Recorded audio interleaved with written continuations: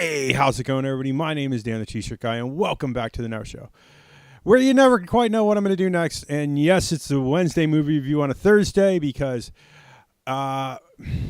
it's like a day without sun. If I don't do one once a week, it's like a day without a night.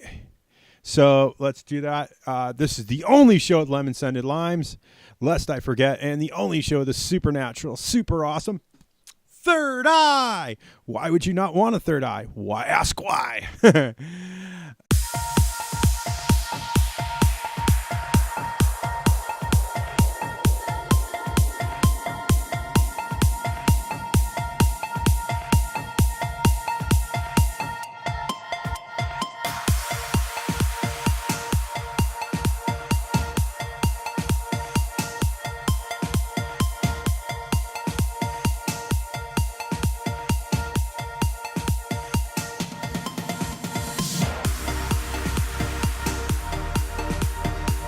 And today's movie is Resident Evil, and it is the final chapter. It's an hour and 46 minutes runtime. Our director was Paul S.W. Anderson. Our writer was Itchy Nose. Why do I have to deal with you? Our writer was Paul S.W. Anderson. Cast first build only. Mila Jovovich, I believe it's pronounced. I always have trouble with her name, as Alice. Ian Glenn as Dr. Isaacs. Ali Latter as Claire Renfield.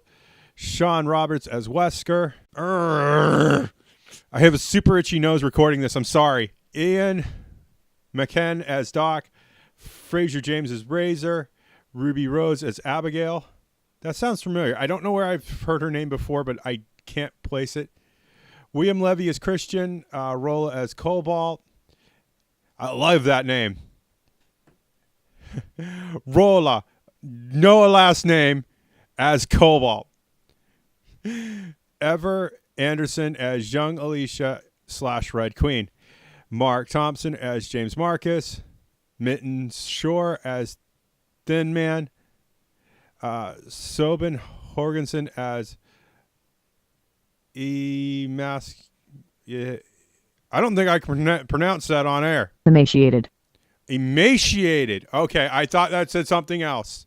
4-3-20. June G. Lee as Commander Chu. And Ruby Shelton as Shelton as Scars. We pick up right after where the last one left off. Mila Jovovich, a.k.a. Alice, one of the few survivors left for dead in D.C. Oh, before I forget, company credits are Capcom Presents, Capcom Company Represents, Capcom Entertainment, Constantine Films, Constantine Production, Davis Films, Don Camerati Productions, Impact Pictures, Screen Gems, and our good old U.S. distributor was Screen Gems USA. America! I'm not going to cover the special effects and stuff. People have always been blah about that, and I'm going to skip that this time and just get right to my movie review. I liked it. I like this movie, but there's a but. Yep. I just felt like it wasn't final. It kind of went out and, Alice gets to sail off into the sunset. What sunset there is. Because, seriously, it's over, but it's not over kind of thing. There's a lot of high-end action and deaths of strange and bizarre ways in this movie, as always, just the way you expect from a good Resident Evil film. But I felt like Mr. Anderson left us hanging. I mean, she kind of just, it's not really over, but it's over for Alice. She's kind of come full circle, and what she does next is not as important. It just made it feel like will there be another Resident Evil? That's my question. Because it's, will there be Resident Evil? What? Where do you go from here? And is this really the final chapter? It didn't feel like it.